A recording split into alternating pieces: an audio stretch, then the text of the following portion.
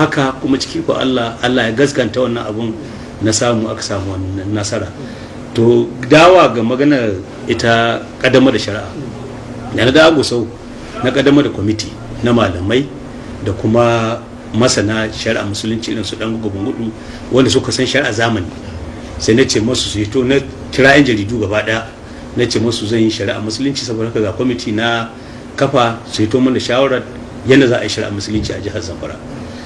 To na ba wannan kwamitin wannan aiki suna nan suna ta yi, da yake to an kaddamar da shi bayanai jarida tun Najeriya an doka da talabijin an ta faɗa, sai zama duk yan basis na Najeriya suka tare Zamfara, kowa na da wakili, America ne, Ingila ne, Germany ne, kowa ya aika dan jami'in tsaron shi bature. Ana ta bin wannan kwamiti zaman su a ga me suke son su yi, me za su ce, kuma ta nan a ga za a yi a jawar a su ga wasu abubuwa. Shikenan don saboda sun kira mutane su ba su nasu shawarwari, ina nan ina jiran kwamitin nan suna aiki, sai wasu bayan Allah su Professor Ibrahim Ahmed Aliyu na ABU Zaria suka zo suka same ni su 7 ko su 9, ina jin su 9 ne, da daddare su ne malamai ne na wani sashen jami'ar Ahmadu Bello ta Zaria da ake kira Center for Islamic Legal Studies ABU Zaria. Ba abin da suke karantawa da karatu shine fannin shari'a kawai ta musulunci. Sai suka zo suka ce mani to sun ji na yi huruci cewa zan yi shari'a musulunci, kuma sun ji na kaddamar da kwamiti, to ya kamata a samu masana, sun ga ya kamata a samu masanan da za a zo su taimaka mani. So shine suka zaɓa kansu daga dakta sai senior lecturer sai waɗanda suke kowane su karatun shi kawai zalla shari'a musulunci. Suka ce suna son yi abin da ba zai saba mu tsarin mulki ba. Suka ce sun diba tsarin mulki gaba ɗaya shi abu ɗaya kawai ne mutum ba zai yi ba a Najeriya wanda ya shari'a musulunci, shine hukuncin ridda. Amma banda hukuncin ridda babu hukuncin da ba a yi akan tsarin da aka yi na shari'a na mulki na Najeriya. Wato kenan waɗanda suka hito da tsarin mulki tun na kamun su Shagari har zuwa yau sun iya ka kokarin su. In ka dibi duk tsarin mulkin da aka yi, musulmin da na shiga cikin wannan tsarin mulkin sun yi rawar gani domin sun hito da kariya ta musamman, kuma sun sa sashi na musamman wanda zai ba kowace gwamnati ta jiha ba ta zamar kawai ba, duk jihohin musulmi na Najeriya suna kaddamar shari'a musulunci, abinda kawai ne ba za su yi ba a kotunan musulunci shine hukuncin ridda. To sai nace masu to shikenan, muka tattauna suka ce za su ba su dama su je su tsara mani, nace su je su na aka ƙara mitin da daddare kwarai na kawo kuɗi na ba suka ce man sam ba sa son ko kwabo, wannan aiki za su yi saboda Allah, kuma ba wanda suke sai ba su ladar da za su samu illa Allah, ni ba su son ko kuɗin mai gare ni nai suka ce wala ba su karɓi kwabo suka tafi. Wannan kwamitin suna cikin aiki sai suka dawo suka ce mani a lokacin da na ba su yayi kaɗan, suna son ƙara musu wa'adi, sai na ƙara musu sati 2 ko 3 ne namanta. To bayan na ƙara musu sai waɗannan suka dawo kullum su zo in sun yi kaza suka ɗanyo aiki su zo na mu tattauna su man bayani mu tattauna da ni wancan kwamiti dai na Zaria na jami'ar Zaria. In suka zo da dare suke zuwa bayan sun ƙara ayyukan su mu yi ta wani lokaci har sai mun yi sallah asuba da su sannan su tafi, sai cikin dare muke aiki. Aka zo da ni da attorney general dina na wannan lokaci Ahmad Bello Mahmud da kwamishinan addini na wancan lokaci wanda yake yanzu shine mataimakin gwamnan Zamfara Sheikh Ibrahim Wakala Muhammad da mataimakina Mahmud Ali Shinkafi. Mu kaɗai muke zauna da su tara, ba wanda ya san da wannan kwamitin sai mu dinnan, sai Allah subhanahu wataala, kuma Allah subhanahu wataala ya tawa mana asiri babu wanda ya san aikin da suke. Ana cikin haka sai suka gama littafi kundin shari'a musulunci suka kawo mani, kuma suka kawo wani abu da ake kira procedural law, wato hanyoyi da alkali zai bi ya tabbatar da hukunci. Wannan hukunce ne laifi da hukunci shine penal code, sannan kuma wannan littafi na biyu shine hanyar da za a bi a tabbatar da laifi da kuma hukuncin da za a yi. Sannan sai suka yi mana doka wadda za a kai a majalisa wadda za su bani dama a ce in sa mata hannu na an kaddamar da shari'a din, sai wannan tafan sai a ba alƙalai su. Da suka gama suka bani sai na kira wannan kwamiti na ce masu sun dawo suka ce masu sun ƙara lokacin shi samu su kama rahoto, ba na ƙara musu ko kwana ɗaya. Da suka zo suka ba da rahoto sai suka ce baiwa a shari'a musulunci a Zamfara. nace inna lillahi ni ko na riga na gama na samu littafan shari'a wannan kwamiti wato ashe turawan nan da suke tabin kwamitin nan cikin waɗannan mutane an yi ta kawo takardu na irin bai yiwa ka raba ƙasar nan an yi ta kawo da gwamnatin tarayya can su gwamnatin tarayya lokacin ta Obasanjo an bi ta hanya ana ta yi magana da kwamiti din cewa in aka kaddama shari'a musulunci Zamfara ƙasa za ta wace saboda a wannan lokaci tun da na fara wannan ikirarin za a yi ƙasa sai ta shiga wani hali ni sadda ne ba na ban ɗauki cewa wata matsala ba ce na ɗauki duk abin da za a yi Zamfara ne kawai saboda sai ni kira kiristoci ƙungiyar kiristocin Najeriya kan muka zauna da su ne musu bayani cewa shari'a na farko musulmi kawai ta shafa saboda wannan malaman zaman da muka yi da su na muke kowane dare sun karantar da ni abubuwa guda biyu su na samu ƙarin ilimi na musamman akan meye shari'a sannan kuma na samu ilimi na tsarin mulki sashen tsarin mulki duk wanda shi kariya da kuma yadda da ai shari'a sun kawo shi kuma na gamsu kuma sun karantar da ni to shikenan sai na zauna da kiristoci na ce masu abu guda uku ne kawai zai shahe su wanda yake ban sani ko addinin su ya yarda da shi suka ce menene na ce shari'ar musulunci a Zamfara da zarar an kaddama da ita za a hana karuwanci suka ce addinin su ma ya hana na ce to na biyu shari'ar musulunci za ta hana shan giya suka ce su ma ba sa sha bai kamata a sha ba shi ma kiristaniti ya hana sai na ce musu na uku caca za a hana caca suka ce su ma addinin su ya hana sai wani fasto ya tashi ce ran kaɗe ka ƙara da sigari ita ma addinin mu ya hana sha sigari nace tuna bai hana ba ban san hanyar da aka ce an ce tana cutarwa amma babu inda aka ce haramun ce ban ji wani mallami da ya ce shari'a ta ce haramun bace kuma tsarin dokar da aka nake son na yi ba zan iya hana shan sigari ba a yanzu maybe can gaba akan lahiyar kariyar lahiyar dan adam muna aimi wata doka in suka ce to yayi muka tashi kawai amma sai ka ji kiristoci na ko'ina har dai musamman na Kaduna an taso har da wata zanga-zanga za a yi a Zamfara ba za a yi da a yi shari'a ba da sauransu to shikenan da aka zo aka kamun rahoto aka ce ba zai yi ba to a gwamnatance ya kamata na wani kwamiti da ake kira white paper committee ya diba wannan rahoto ya fitar da sakamakon abin da za a yi amma ni na riga na rika dokoki na shari'a har da dokar da zan kai majalisa an gama an bani wannan kwamiti duk ba su sani ba duk Najeriya ba wanda ya sani banda waɗannan mutanen da su hamuka da yan kwamitin nan su tara su Professor Ibrahim Aliyu da shi mataimakina da kwamishinan addini da kwamishinan shari'a da ni babu wanda ya san da wannan tsarin kuma ma mun rike abin ma aji an gama suran da aka bani aka gama suka tafi sai na ce wannan su karo da suka bani foto din radda na da kwamiti sai na zauna ne wani nazari saboda tattaunawa da nake da malamai akwai malaman da suka yi tasiri a rayuwa ta kware da gaske wajen harkar tsarin shari'a din kaga Sheikh Dahir Usman Bauchi ya yi ta zuwa shina ba da shawarwari da irin addu'o'in da za a yi ya ce yawaita hasbunallahu ni'mal wakil hasbunallahu ni'mal wakil haka marigayi Liman Musa Muhammad na Central Mosque Abuja shi ma yana ba shawarwari cikin ma'aikatan gwamnati akwai tsohon shugaban ma'aikata kuma ya yi sakataren gwamnati ya yi minista yayale shi kuma akwai wata rana da Obasanjo ya kira mitin akan shari'a ya yi zafi ya kamin a fara mitin shi ya san abin da za a yi saboda lokacin an kira su kila sun ɗanyen kwakwarin mitin sauransu ya ce mani don Allah duk wanda za a yi ko da zan rasa rayuwata kar in ja baya ga wannan abu na shari'a kuma ya gashi cikin gwamnati tarayya haka ma shi ma Modibo yana kuma wani Modibo wanda yana ya yi ministan Abuja shi ma shi ke ɗaukar note in Obasanjo na magana ana mitin su ke ɗaukar minute yayala ya min magana shi ma ya ja ni gehe bai san ma magana bai da yayala ba ya ce ran kai ɗaya don Allah ka kan giza wannan tsarin na shari'a ka tabbatar da an yi shi ni ce sai an zo an kira mitin na wanda za a hana shari'a din ba suka yi wannan magana din to da ni kuma da aka ban rahoto amma wannan lokacin duk Obasanjo bai damu ba a shi wai an gaya mashi cewa kada a yi komai wannan Janar Ali Muhammad lokacin yana NSA mai ba shara fannin tsaro ya ce ai wannan abun yaron nan ya haukace maganar shari'a tsarin mulki tunda bai yadda ba ka bar shi in aka zo yayi kuskure sai mu yi declaring state emergency a kore shi da gwamnati kaza shi kuma Obasanjo sai ya hawa ka suka tsaya suna jiran in zo in yi talalabiya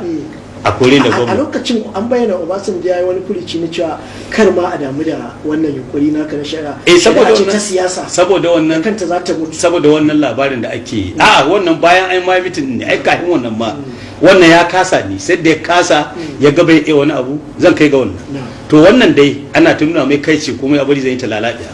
Ni da aka bani wannan rahoto sai na kira mitin da wa'azi na ƙasa, shine abu da ke na ɗauko ni kira izala Jos, izala Kaduna, ni kira ɗariƙa a ƙarƙashin Sheikh Ɗaruboci, na kira Kadiriya, na kira yan tajdid, duk wata ƙungiyar musulunci duk na haɗa su, na gayyato shugabanninsu a zo a yi wa'azi na ƙasa gaba ɗaya. Wannan lokaci a wannan wa'azi ɗin shine ya fara nuna ma gwamnatin tarayya ba ta iya komai, don an yi haduwa wadda a Najeriya ba taɓa yin ta ba ta musulunci. A wannan wa'azi wurin bai ko shiga irin mutane har su ma ake. A wannan lokaci a Kadiriya kungiyar Tijaniya, Sheikh da na kai ma Sheikh Ishaq Rabiu gayyata, sai ya ce mana ai har gidan shi naje, sai ya ce mana a'a wannan abun ai dole ne duk musulmi ya bada goyon baya, zan ma gayyato maka shugaban ɗariƙa na duniya Sheikh Abdullah Inyas daga Senegal. Na ce masha Allah ranka yadda ya ko shirya da jirgi da komai aka ɗauko, sun kawo Lagos. Sai bugu man waya ya ce mana ranka yadda wannan abun ashe haka yake da zafi. Na ce lafiya. Ya ce gwamnatin tarayya ta ce sam bai kamata ya zo Najeriya, ya zo Zamfara ba, amma riga shigo Najeriya. Ne kuma na ce musu ba ta yiwa tunda har ya shiga, inda bai shigo Najeriya ba sana shigowa, amma tunda ya shigo Najeriya insha Allah sai ya zo Zamfara. Cikin iko Allah ya ɗauko jirgi aka kawo shi Sokoto, muka je da motoci aka ɗauko shi daga abin nan, ya zo aka yi wannan wa'azin. Nan ne ya tashi, yana bai da lafiya a lokacin, ko tafiya ba yi, akan kujera aka aza shi. Ya zo ya ce duk wani ɗan ɗariƙa a duniya ba Najeriya kawai ba, wajibi ne gare shi ya goyi bayan shari'a musulunci. Ya ce shari'ar musulunci ɗariƙa ba ta kai ko gishiri a miya ba wajen matsayin ƙarfin shari'a, saboda an ci shari'a ai ita ce musulunci. A madadin shi da iyalansa da duk shugabanninsu da kowa yana ba da umarni, duk musulmin Najeriya wanda yake ɗariƙa ta Tijjaniya ya goyi bayan gwamna Yarima a wannan tsarin na shari'a musulunci. To wannan jawabin da ya yi ai sai yasa duk wani ɗan ɗariƙa da ka sani na Najeriya har yau muna tare da shi. Don haka aka zo aka yi wannan wa'azi, na ce alhamdulillah. Sai na ga wannan kwamiti da na ba na white paper ba su gama ba, na tambaye su suka ce suna son ƙara lokaci, sai na ce musu na ƙara musu lokaci, sai sayar da suka gama. Ba san na ita musu suke an ce ma an baka lokaci kai ta yi sayar da ka gama. Sai na zo zan kai dokan nan a majalisar dokoki ta jiha, sai na tuna da ita majalisa ai ba su ce komi ba, sai na sake shirya wani wa'azi karami ran Asabat. Zan kai da Litinin, sai na kira wani wa'azi ran Asabat, cewa ina kiran malamai na kusa da na nesa haka a zo a yi wa'azi na kaddamar da shari'a musulunci. To wannan wa'azin sai na kirawo speaker na ce zo government house tare za mu je da shi. A cikin mota sai nake gaya mu cewa to speaker house ba ku ce komai ba, duk magana da ake ni ne ke magana, ina son wannan wurin wa'azi za ka je kai magana, ka yi alkawari a madadin masu dokoki cewa in na kawo wannan dokar za ku amince da ita. Sai ce to aka zo aka kira malamai suka fara wa'azi, tun daga jawabi bayan an yi wa'azi na farko sai a kira shi ya jawabi. Da ya hau ya kabara guda uku, don ga lokacin ba ni ba duk wani mutumin Zamfara in zai jawabi sai ya kabara uku, tunda ita muka yi tun kamfen Allah ba mu nasara, to muna kabara shi ma Allah ya rike mana wannan sadda muka samu. To dai kabara uku sai ce a madadin majalisar dokoki ta jiha yana alkawali da zaran na kawo dokokin nan na shari'ar musulunci na kaddamar shari'a za su diba su kuma za su amince da su ba da dadewa ba, cikin karamin lokaci. Sai aka yi takabara da ya caji ya ga abin ya an ji daɗi, da zai sake muna sai ce jama'a ina ma muku alkawali ran da gwamna ya kawo dokokin nan a ran nan za mu tabbatar da su, a ran nan za mu yi membashi. Sai ni kabara da aka kira ni, sai ni kabara uku, sai ni ce musu to jama'a kun ji majalisar dokoki ta alkawali ta ce ran da na kawo mata dokoki a ran nan za su yi fasin dokokin nan, kuma a ran nan ni ko na yi alkawali a ran nan zan samu sami. Don haka ina gayyata duk wani musulmi ba 'yan zafar kawai ba, jibiran litinin karfe 10 na safe zan kai dokoki, sannan karfe 2 na rana bayan azahar ina kiran kowa ya zo, da bayan zaran an gama azahar zan samu dokar shari'a da mashi musulunci a hannu a zamfara. To ga wannan lokacin ne sai turawan nan suka fara mamaki, kwamiti dai ya ce kar a yi, sannan white paper ba su gama ba, menene zan kai? Karfe 10 na safe ina majalisa na karanta jawabi na ba su bil, ga shi dokoki an shirya, ga law, ga kuma procedure da sauransu. Sai na dawo, kamun a zahar kawai sai ga speaker ya sheko, wai a wannan lokaci fira gamin har ta samu bayani, ban san ko sun ga dokar ba koya aka yi, kawai sai aka bugo ma chief justice na zamfara justice lawal cewa lalle ya je hannun majalisa sa hannu ga dokar nan. Kawai sai je same su ya ce musu wallahi wannan bil ɗin suka fasin nashi za a rusa gwamnatin zamfara, za a yi declaring state emergency domin za mu yi abin da ya saba mu kundin tsarin mulki. Sai suka taso suka same ni, suka yi committee, aka turo majority leader da wasu mutane speaker da zuwa, sai suka ce wai ga abin da aka ce da suna son mu dai tsaya a yi nazarin wannan abin, ba su lokaci. Na ce wani irin lokaci? Na ce ka manta majority leader speaker ya tashi shekarun jira asabar ya alƙawalin ran da na kawo rannan za ku fasin ɗinta, rannan za ku tabbatar da ita, ni kuma na kira mutane cewa karhe bayan azahar karfe 2 kowa ya zo zan samu ta hannu, yanzu kuma sun kuka yi jawabi in ce mutane na daga. Suka ce mani, na ce masu wallahi tallahi billahi ko ku sa dokan nan ku gama, ina hitowa daga masallaci karfe 2 na zan shiga can ba inda zan sa hannu, idan ba a kamun bil din nan ba karfe 2 zan yi jawabi ga duniya in ce mu mutanen zamfara su sani, to majalisar dokoki zamfara ta kasa ta kyada da shari'a saboda su ne, sai in ga cewa a wannan lokaci rayuwar ku ce za ku nema ko mukaman ku, domin kun ga taron da aka yi na musulunci, mutanen Nijar, mutanen Kano, ƙasa wasu matasa suka taso ƙasa, wallahi tallahi tun da Kano a zamfara aka gaya mani ban yadda ba, sai na aika aka dibo su suna ta tun daga Kano har ƙasa, wata ƙungiyar matasa masu sha'awar shari'a musulunci daga Kano suka zo har Gusau ƙasa, wurin nan kamar Arafat. Da ce to don haka ko in wannan jawabin ko kuma ku kaman doka. Sai suka ce to don Allah suna son ba su dama sake koma, amma in daga zuwa bayan la'asar. Sai na sake aika da sako a gidan rediyon zamfara cewa a sanarwa cewa an daga sa hannu bisa ga bukatar majalisar dokoki har zuwa bayan la'asar, ba za su karewa kamin azhar. Da suka je suka kira mitin nasu, aka ce jama'a, ni ce musu ni na yadda in rasa mukami na, bale ku ni da nake gamna ba mukami ko rayuwa ta tattaya alhamdulillah akan wannan tafiya da. Sai suka ce mani, suka ce to wannan magana fa ta da nauyi, yanzu gwamna ya ce da gwamna ya yi jawabi ya ce mun kasa, kare mu ta kare, ba magana mukami muke ba, to in shi ya da rasa mukami don me mu za mu? Sai suka ce sun yadda, suka shiga can ba first reading an ka karanta, second reading an ka karanta, kawai an ka ba wani tattauna, suka ce sun kadamar da sun yi fasin dokar. Aka rubuta takardun da ake rubuta, aka gama, aka kama ni bayan karfe 3 da wani abu, muna ƙara la'asar kamar ne alkawali ni kira taro na sa hannu, aka kaddama shari'a. Ina ƙara jawabin kaddamar da shari'a a wannan rana nace daga ran nan tunda na sa hannu na hana karuwanci a zamfara, da duk karo ta ban zamfara, daga ran nan duk gidan matan da aka samu, duk macen da aka samu da sunan karuwanci za a kama. Daga ran nan masu giya su rihe, duk giyar da aka samu za a kama. Daga wannan rana an hana caca, amma shari'a ta kotu 27 ga watan 1 na shekara mai zuwa insha Allah, kenan shekara 2000, don wannan 27 ga watan 10 ne aka yi wannan sa hannu din. Su na ba da wata uku domin a karantar da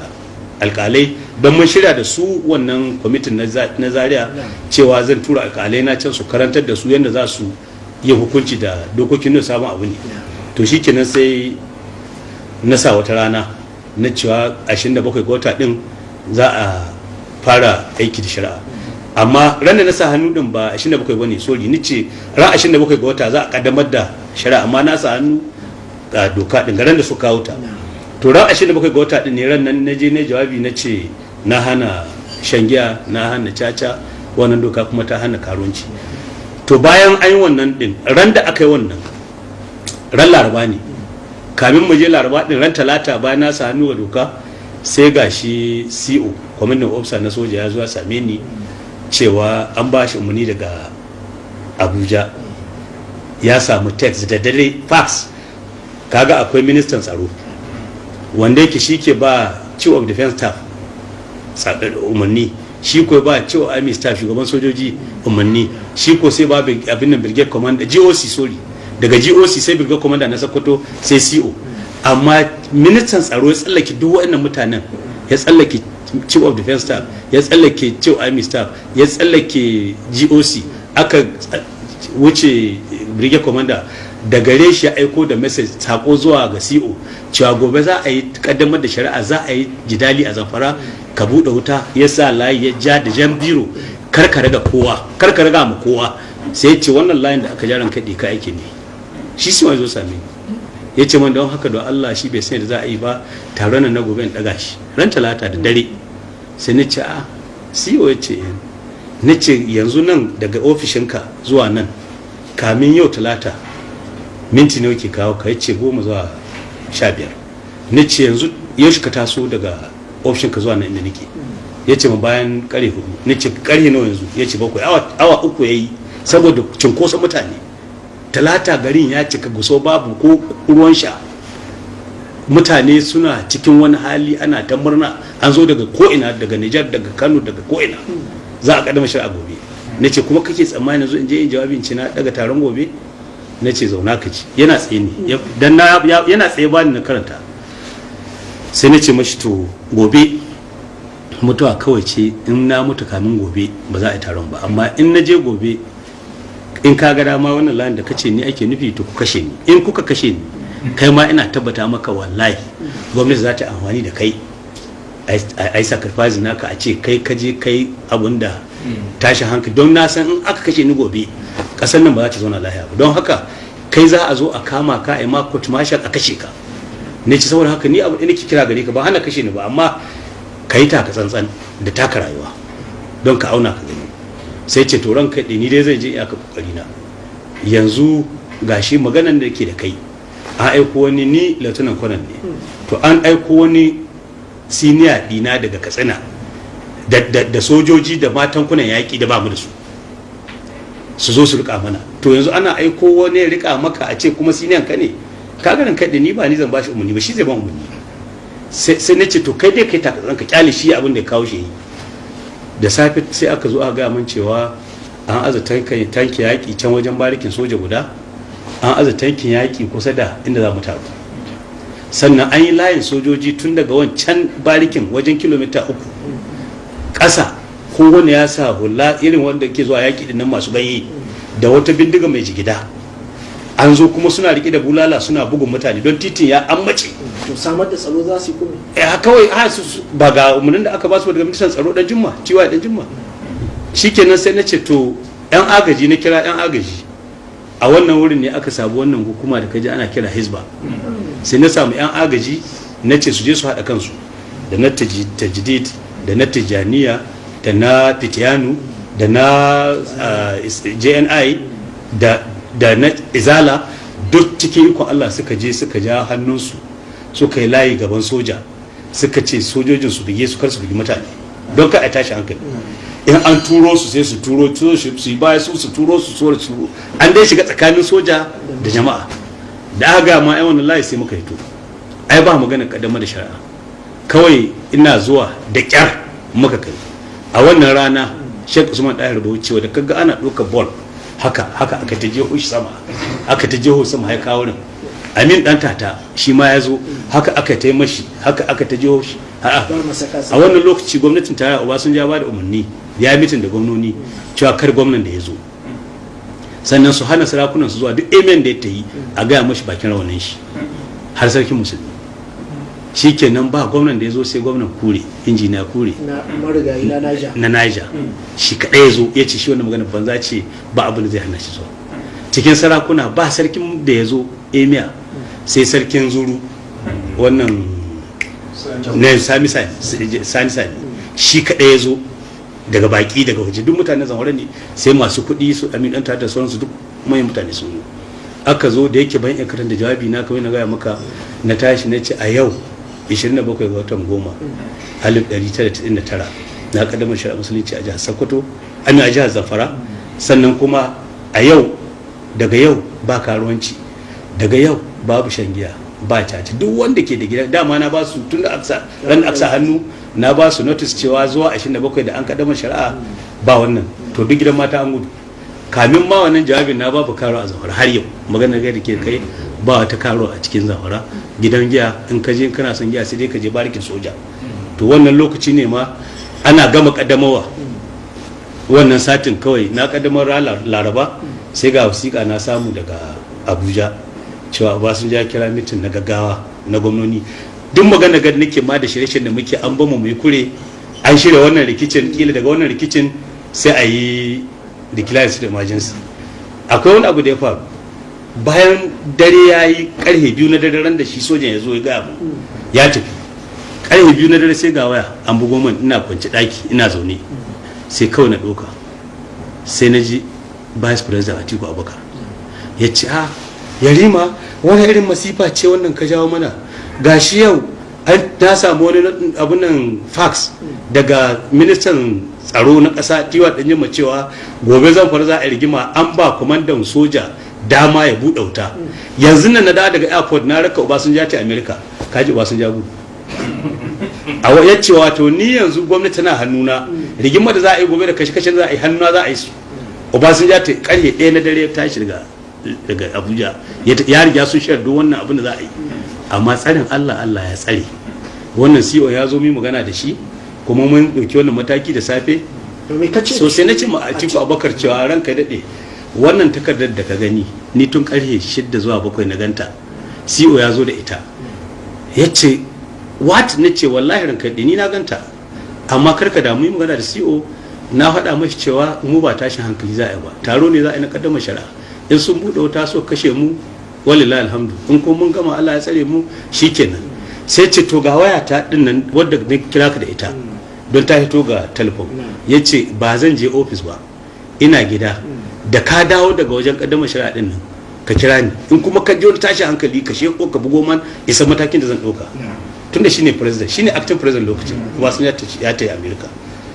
Aka zo maka kare ƙarfe 8 aka fara, na hita ƙarfe 8 ban kai wurin ba sai wajen 10 minti 5 na gama jawabi na dawo, ina dawa gida wajen ƙarfe 1 mun yi sallah, na ɗauki wayan buga ma Atiku abu sai na fasa, sai da dare wajen ƙarfe 8 da wani abu na isha sai na kira shi saboda an gama lafiya, an yaji shiru shikenan. Da na kira shi na ce ran kai Yarima lahiya, ni ce Allah ai tun da ka gara zu ƙarfe 9 ran kai ai lahiya kalau bayan sha yanzu ai mun kare an gama lahiya, ci to alhamdulillah, to Allah ya tsare gaba, ni ce amin sai ajiwa. Ina da wasu haƙƙi sai ga takarda ai kuma ana gayyatar mu mitin a Abuja, gwamnoni, National Council of State da gwamnoni tsohon shugaban kasa. Ina zuwa ban mu taɓa mitin ba, aka samu gwamna 36 sai ran nan, don Obasanjo ya rubuta ciki babu wakilci, ba magana dibiti ga don mutum baya zuwa sai a aiki mataimakin gwamna, wani ma har sakataren gwamnati ke tura. Ya ce ga wannan mitin yana son kowane gwamna ya zo. Gwamna 36 suka zo, kuma ciki ikon Allah duk tsohon shugaban kasa har Janar Buhari da baya zuwa taro, amma ran ne ya zo taron. Sai aka ce sai Obasanjo ce to wannan taro ya kira shi da fada cewa wannan abu da gwamnan Zamfara yayi ya saba tsarin mulki, saboda haka dole a daina ta, ba magana shari'a a Najeriya ba zai yi ba. Sai na ce mashi your excellency, na ce wannan magana ba taka bace, na ce ka diba sashi kaza, don na gaya maka na karantu sosai da tsarin mulki. Na ce ka diba sashi kaza na tsarin mulki ya ce idan aka samu gardama gwamnatin jiha ta yi wani abu, gwamnati na farko kai ba ƙarshen ka nake ba, jiha duk jihar da ka ta Najeriya ba ƙarshen gwamnati tare take ba, tana da ikon ta yi dokokinta da majalisar dokoki ta jiha, gwamnati sa hannu. To idan gwamnatin tarayya tana ganin ai dokar ta saba wa tsarin mulki abin da ya ce gwamnatin tarayya ta kai ƙara ga kotun koli Supreme Court ta Najeriya. Na ce don haka baka da bakin kai magana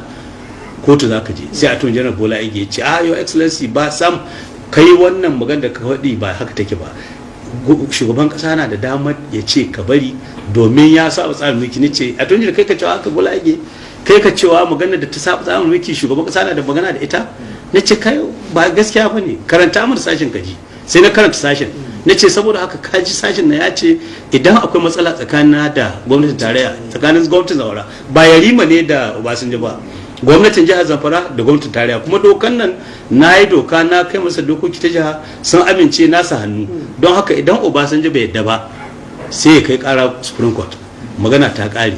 sai wani gwamnati ta da hannu sai ce ranka daɗe da hushi domin mutum guda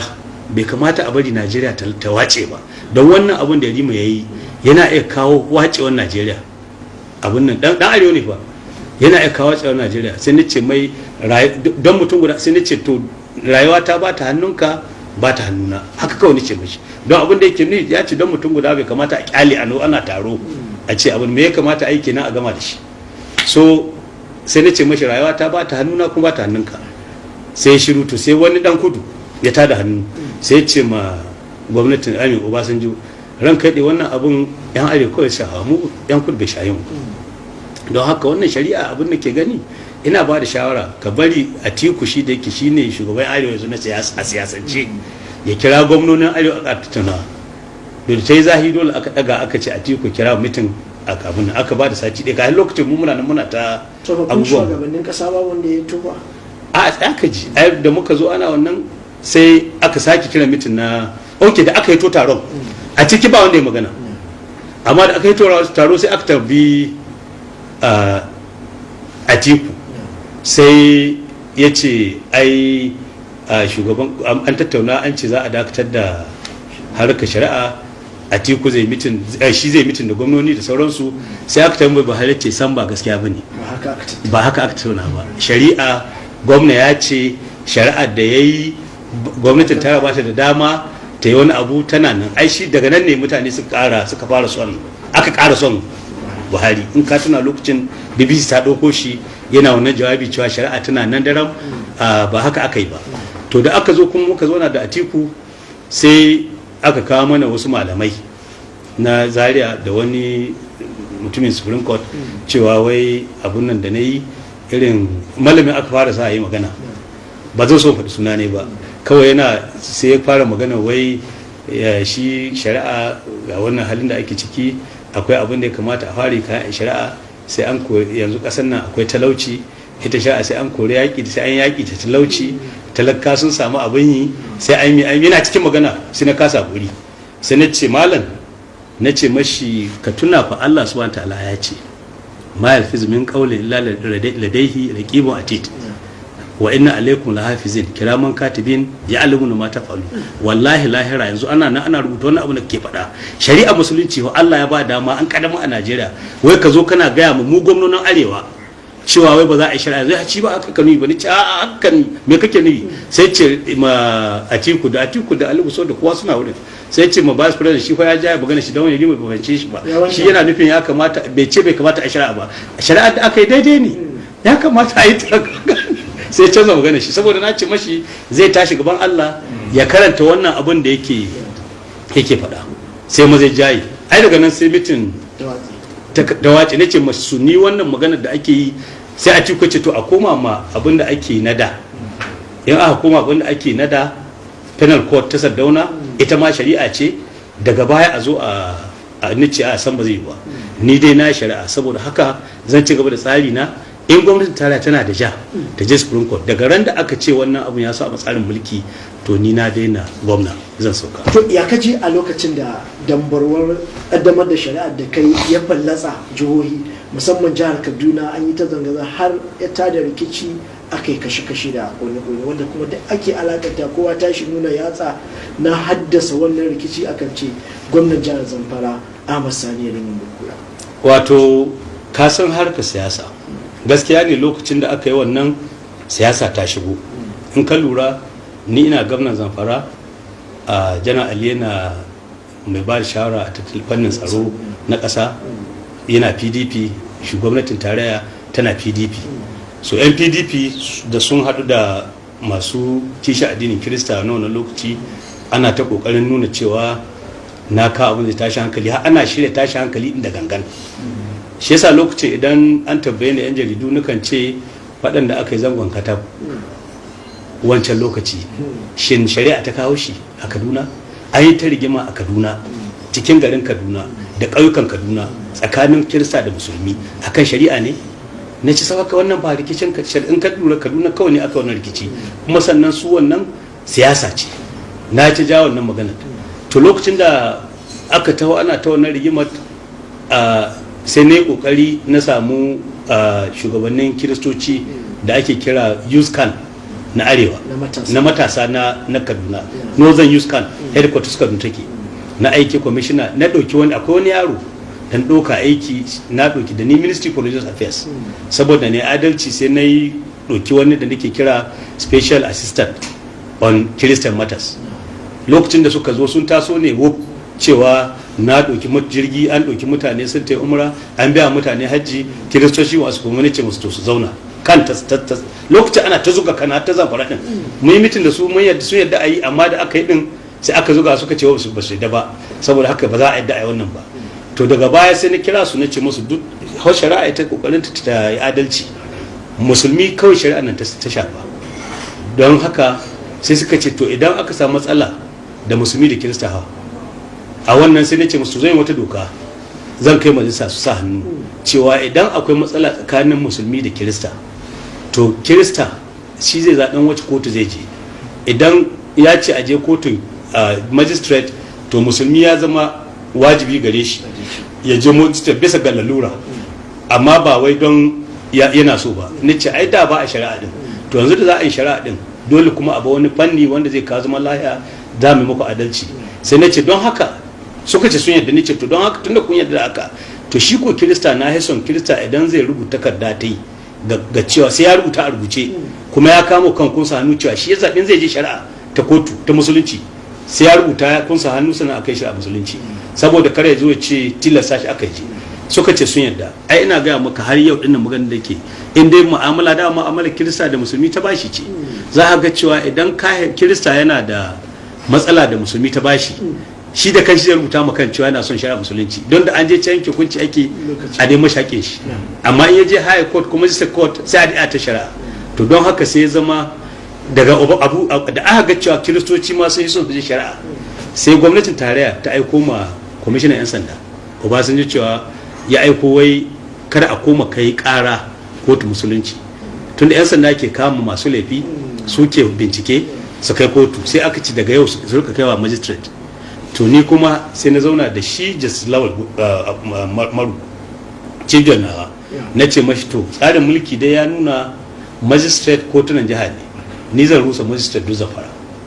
zai zama daga magistrate sai high court, ban iya koyo daga shari'a court sai high court, ba zai iya rusa high court ba, don kaga an ce high court ɗaya ce to mutum ba zai iya zuwa direct zuwa high court ba, yawanci mutum ne ke zuwa high court. Sai ni ce zan rusa duk magistrate in cire su daga Zamfara, tsarin mulkin Zamfara, zan bar shari'a da sai ce a kan yi haka. In ne haka mutanenmu ba za su yi mara su je high court din ba, sannan alƙalai wanda aka yi training lauyoyi da alƙalai na fannin shari'a turawa, to ina za su je su yi aiki, wata jiha za su je. Sai ce abin da ya kamata kawai inda ya wata doka wadda zan haranta ma magistrate karɓar ƙara ko sauraren ƙara ta musulmi da musulmi.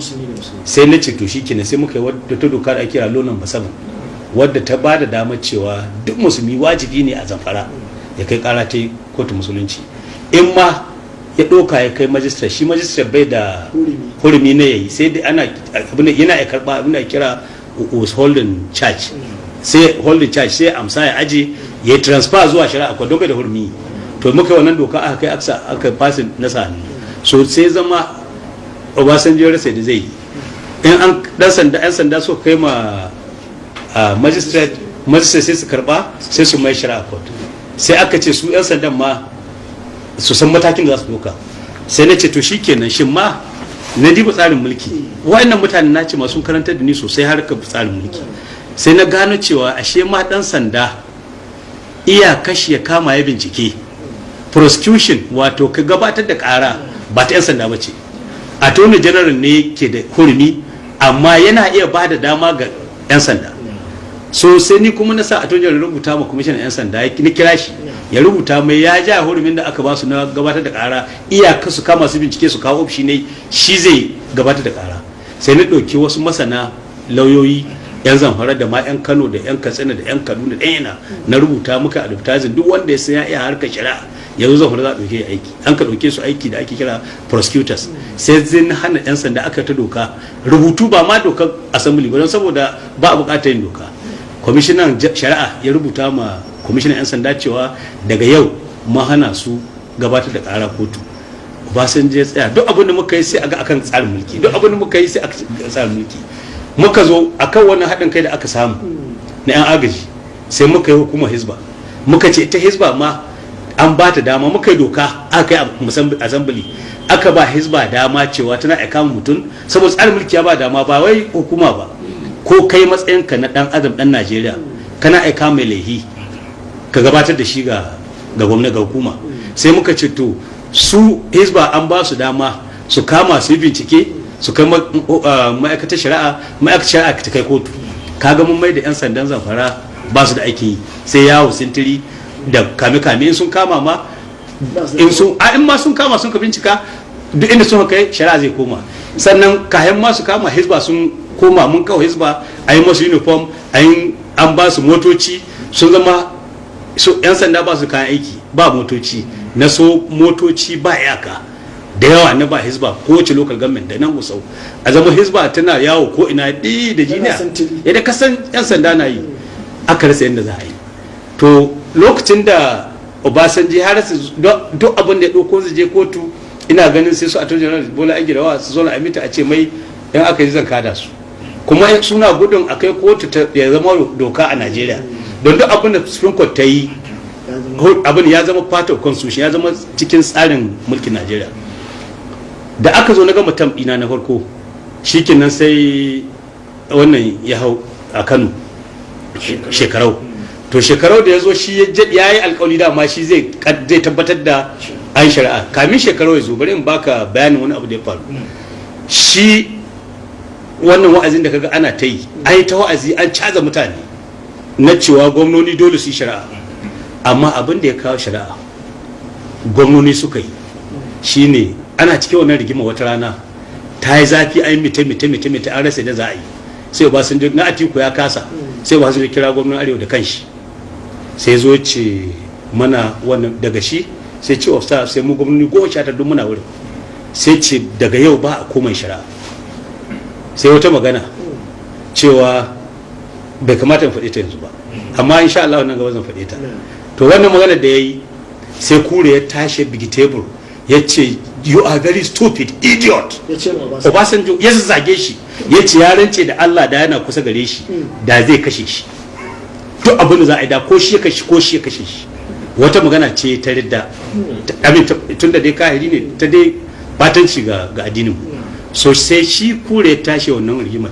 sai shi ma tashi gashi mitin an kira mitin ya ce wai shi mitin na ƙarshe kenan akan shari'a shi da kanshi ya faɗa cewa wannan mitin na kira shi ne na ƙarshe akan shari'a don haka kaza don haka babu a koman shari'a a Najeriya. Sai shi kure tashi bikite akan wannan maganar da yayi wanda nan gaba insha Allah bayan rawar shi zan faɗa don in faɗa suna kawo mishi rigima. Sai ya ce mashi wallahi kai kaɗan ya zazzage shi idiot stupid shi ma ya rama. Sai chief of staff Jan Muhammad ce a ran kai ne wannan abu ya kamata ka kira su ne a meeting. Kashe ta dai Jan Muhammad ya ja Obasanjo wannan dare ya tashi shi ma yana da kure wannan magana. Sai mariya ya raduwa gwamnan Katsina yana gwamnan Katsina lokacin sai kure ce yanzu da na hita daga nan zan kaddamar shari'a Katsina a Naja kai duk abin da za ka yi ina hita nan zai kaddamar da shari'a a Naja kai ka dan iska munafi. Sai shi yar ado ya ce ha ran kai da Obasanjo mai da zagi sai ya ce ran kai baka san abin da kake yi ba wannan abin wannan magana ta fita wallahi tallahi zaka rasa rayuwarka don haka ka jaye magana ga ko kuma ka san abin da kake ciki. Sai bafara tashi ce mashi a ran kai wannan abu shegantakan nan ta wuce wuri don ka sai dariya tashi wai shi zai je ya declaring abin da mai sunan jaci Plateau wai Christian state. Sai ne ce mashi ne kawai ne magana ce in ka tashi kadamar da shari'ar Christianity a Plateau ka kira ni zan zo in kadamar maka da ita, domin na karanta shari'ar Christianity da ake kira canon law. In mutum ya sata mun ci an yanke mashi hannu, amma dokar Kirista ce ta kashe shi. Na ce in kai dokar Kirista a Plateau, ana duk kasar jihohin musulmi ana shari'ar musulunci, jihohin Kiristoci ana shari'a ta littafin ta Christianity ta canon law, to kasar da za ta zauna lafiya. Saboda haka ka zo ka yi da sauransu. Ƙarshen ta da mitin aka ja Obasanjo saboda ya zafi an wace kuro na barin gamin abinan bila ya wuce yana hitowa ina bayansa ya gaya ma ADC shi buga ma director press ya tara duk 'yan jaridun Niger State. Ana zuwa da daddare ina DB network sai na ga breaking news, kura declared Sharia in Niger. Ba doka bai yi komai kai house ba, sai da ya jawabi yana da ganin shi kasa akwai duk wanda ya ga jawabin na kure ya sauna abu ya faru. Bakin shi na muimui ya yi hushi yana zuciya ya ce daga yau da turanci ya kaddamar da shari'ar musulunci a Niger, ana ta kabara Allahu akbar. Ya ce daga yau babu giya a Niger, daga yau babu cace, kuma gobe za a aika da doka abin wannan sati za a aika masa dokoki ta tabbatar da wannan dokar da na yi. Sannan sai da hoye wannan jawabin, sannan ya aiko man na bashi kwafi na bil dinmu na hada shi da yan center for islamic study suka gyara mashi, sannan ya kai dokar bil ta kaddamar shari'a aka kaddamar. The following day rana ta biyu sai ga yar ado ya kaddamar shari'a Katsina, shi ma akan wannan hoshin da yayi. Da yamma sai ga ɗaya rana kuma sai ga bafara kadama a Sokoto. Daga nan sai aka yi ta jihohi, ƙarshen ta a Kano. Wata rana ina zama na a Gamin House, kawai sai wannan ya kira ni kamin shekara wannan Rabu Musa Kwankwaso, Charima da Allah ka zo yanzu nan. Obasanjo ya kira ni da kanshi. Obasanjo ta yi zahi an hana Kwankwaso zuwa masallaci 2002. Duk inda ya je masallacin Juma'a sai ana masa kuwa a taso a ci za a bige shi, sai ya shara. Jihohi da sun yi Bauchi an yi, Amin Ma'azu ya kowa yi, sai ya koma yana sallar Juma'a barikin soja. A can ma barikin so sai mutane suka tsoro tarewa can, da ya zo a ta masa kuwa, mu shari'a muke so sai ka shari'a. Obasanjo na sai ya samu security force da kanshi. Obasanjo kira kadiba wannan kalamin da ya ce mitin na karshe, sai ga shi goma Kwankwaso waya cewa ya je kadama shi a Kano, idan bai yi ba ba zai ci zabe ba. Sai Kwankwaso bugo mu a cewa Allah in zo in taya shi a kadama shi a Kano a abin nan. Muka zo 2002 ya kira taron da ina ganin in bai kai na Zamfara ba sai kaɗan. Aka yi taro makil Kano, muka kasa shiga wurin taro. Ƙarshen cikin bus muka hito ta taga muka hau sama, aka kawo abin jawabi ba aji sosai. Ya kaddamar shari'a, na yi jawabi, ya yi jawabi, muka ce a kaddamar shari'a Kano. To kaga tun da yadda aka yi ta da shekaru ya zo, sai shi ya dokokin na gaskiya, ya kafa hizba, ya kafa duk abin da ake yi. Da Obasanjo zaɓe shekaru ya ci, nima na dawo, sai ya kai ƙara a kotu. Bai kai ƙarar hizbar ta Zamfara ba, sai kai ƙarar hizbar Kano, cewa wai hizbar nan da aka yi ta Kano haramun ce, ta sa a dokokin tsarin mulki. Aka yi ta shari'a, shekaru na ta bin shari'an nan har Supreme Court, sai ga Supreme Court ta yi jajimin cewa hizba ta yi daidai da tsarin mulki. Shi yasa yanzu kowace jiha ta musulmi tana a hizba, domin Supreme Court ta yi wannan jajimin cewa hizba ba ta saba tsarin mulki ba, dokokin da aka yi na tsarin mulki. Batun shari'ar musulunci a jihar Zamfara har yanzu ba zai kare ba sai an ɗauko maganar shari'ar da aka yi na jangebe. An yi ta alakanta cewa siyasa ne aka gudanar a wannan zargi da hukunci da aka, me ya faru a wannan lokaci? To kasan kamar da aka faɗa ɗazu, Obasanjo da ya ga tafi ƙarfinsa ya ce Kwankwaso ya yi shari'a. Jihohi 12 na arewa sun kaddamar shari'a musulunci. Da duk aka ji aka tambaye shi America ne ina ne, sai ce ai siyasa, yarima siyasa, amin shari'a da ya ta siyasa ce, za ta fizzle out. Ya ce shari'a is political, it will fizzle out. So ana nan kwatsam kawai sai muka ji, don mutane sun tsorata, za an kai cikin shekarar nan hudu tun 1999 har 2003, za a ga cewa da waya ka ji an ce an shiga gidan wani. An kai ga lokacin da don dokokin da aka yi, kowace irin doka da kasa ya kamata a yi, wannan santa din su yi mana, hatta ta shari'a wa aminta ta sallah. An yi doka cewa idan aka yi kiran sallah, dole wadda ka gana a Saudiya, dole mutum ya shagon su je sallah, sai gashi an kama wani ya ji ya sata shanu wanda ake kira buba kare garke, dama sana'a shi kenan kawai sata shanu. Da aka kama shi aka kai shi gidan yari aka tsare. To wurin karantar da ni da suke su wannan masana shari'a sun ce dama ita shari'a musulunci ba wai gurinta ta aibata mutum ba ko kuma a kaddamar da yanke hannu a ta yanke kai a kashe mutane, ba ita bace gurinta a tsoratar da mutane su tsoron Allah su idan an ce ma a duniya ga abin da za a yi maka to a lahira fa. To shikenan sai aka ce alkali idan ya iya shari'a to zai yi ta kokarin da zai kauce ma wannan tsari na yanke hannu na abu ne dai ta'azir, yayi wani hukunci da zai ga cewa an kadama da abu na sarausu. To amma nan buba sai je kotu ya kirari cewa lalle shi barawo ne, yayi sata, yayi amsa wannan lahin nashi. To da aka zo ya amsa aka ba shi dama, dokar ta ba dama cikin kwana 30 ka daga kara in kana so. Akwai shari'a court 1, akwai 2, shari'a 2 1, akwai shari'a court of appeal har supreme court kana zuwa. Don yanzu wanda mutane ba sani ba, tun wadda aka yi tsarin mulkin Najeriya na farko akwai alƙalai shari'a musulunci a supreme court, wanda in an kai ƙarar shari'a musulunci su ne za su zauna su ce wannan abu ya dace da shari'a ko bai dace. To shine muka dibi wannan dama muka ce ya kamata a kai har supreme court. Aka ba shi kwana 30 ya yi appeal bai yi ba. Ni kuma da ya zo lokaci cika da yake ba mu yi tsammanin za a samu a isa ta yanke hannu lokaci na ba mu shirya ya za a yanke hannu ba. Da aka ce ma an yanke hukunci lokaci ya cika, na rasa ya zan yi, ba dai lokacin za mu aika Saudiya mu gaya ake yi. An ce mana takobi ake sa a yanke, to mun kuma ko sai takobi ba mu sai da za a yanke. Sai ni kira wani marigayi kwamishina na shari'a lokacin shine likitan gwamna da ake a Gamin House, daga baya na mai da shi kwamishinan lahiya. To sai ni kira shi na ce mai Dr. Buzu ya za a yi a yanke hannun barawo, lokaci ya yi. Sai ya ce mani ranka da an kai accident mutum hannun shi lalace ko ƙasa ƙata mu akan kai mutum asibiti a cire. Na ce kana iya cire mashi hannunsa, ya ce yana yawa. Na ɗauko barawon nan daga gidan yari na za a kai shi asibiti can mahora, da amma mahora aka shari'a a can aka shi. Dr. Buzu ya je General Hospital, ba wanda ya sani, duk shiri muka mun shirya da tsaro da komai. Aka je aka yi mashi allura, aka yanke hannun shi, sannan aka dafa shi a gadonsa, aka ɗauko ga talabijin da kowa aka nuna cewa gashi an kaddamar da shari'a da kaddamar barawa na farko an yanke mashi hannu. Mutane nan Amnesty International ta taso, gwamnatocin waje aka taso, na cikin gida yan human rights suka taso, yarima ya mi abinda suka wani ya kira na jarida caption haka, babbar jarida ta kudu, wai the Butcher of Zamfara has done it. To mai sauraro,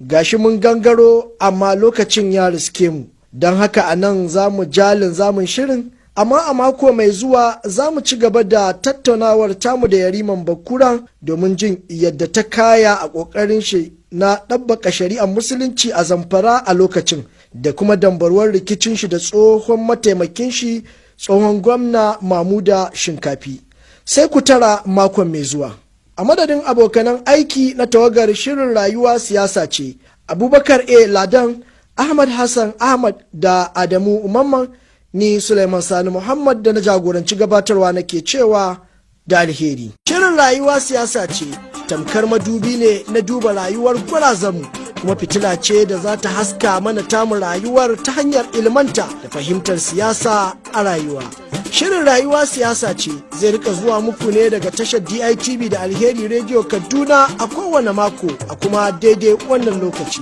Kasance da shirin rayuwa siyasa ce, ko za ku dace har ku ci ribarta.